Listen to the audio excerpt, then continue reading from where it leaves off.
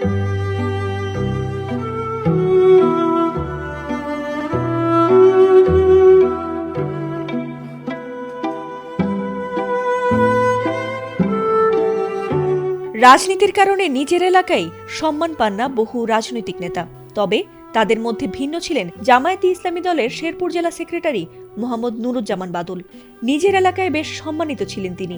এমনকি শেরপুর ৩ আসনে নির্বাচনের প্রার্থী হিসেবে দাঁড়ানোয় এলাকার উন্নয়ন নিয়েও আশায় বুক বাঁধছিলেন এলাকাবাসী। এছাড়াও সেই আসনের প্রার্থীদের ইশতেহার পাঠ অনুষ্ঠানে সংঘর্ষে আরেক জামায়াত নেতা রেজাউল করিমের মৃত্যুতে প্রতিবাদও করেছিলেন তিনি। আর তার সঙ্গে ছিল এলাকার সবাই। তবে কে জানতো এর ৫ দিন পরেই আল্লাহর ডাকে সাড়া দেবেন তিনি।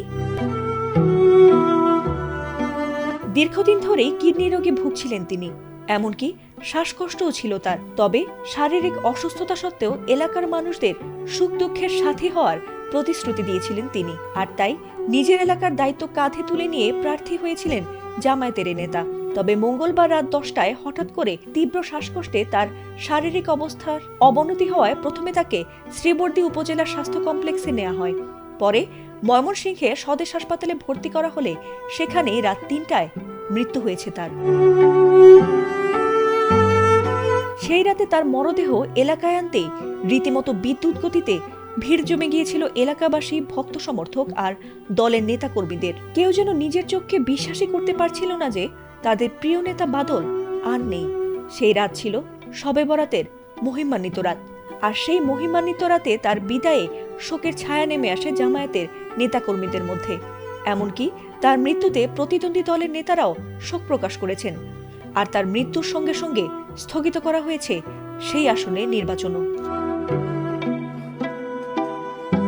নুরুজ্জামান বাদলের মৃত্যুর কারণে নিয়ম অনুযায়ী এ আসনের নির্বাচনী কার্যক্রম এখন বাতিল ঘোষণা করা হয়েছে। বুধবার নির্বাচন কমিশনের সিনিয়র সচিব আখতার আহমেদ এ তথ্য জানিয়েছেন। আইন অনুযায়ী মনোনয়নপত্র প্রত্যাহারের সময় পেরিয়ে যাবার পর বৈধভাবে মনোনীত কোনো প্রার্থী মারা গেলে গণবিজ্ঞপ্তি জারির মাধ্যমে সেই এলাকার নির্বাচন বাতিল করতে হবে। এরপর রিটার্নিং অফিসারের মাধ্যমে মৃত্যুর বিষয়টি কমিশনে নিশ্চিত হওয়ার পর ইসি সেই এলাকার জন্য নতুন করে তফসিল ঘোষণা করবে। জানা গেছে আসন্ন ত্রয়োদশ জাতীয় সংসদ নির্বাচনে নুরুজ্জামান বাদল সহ মোট ৫ জন প্রার্থী শেরপুর ৩-এর এই আসনে প্রতিদ্বন্দ্বিতায় ছিলেন। ফাতিমা সুলতানা, এটিএন বাংলা।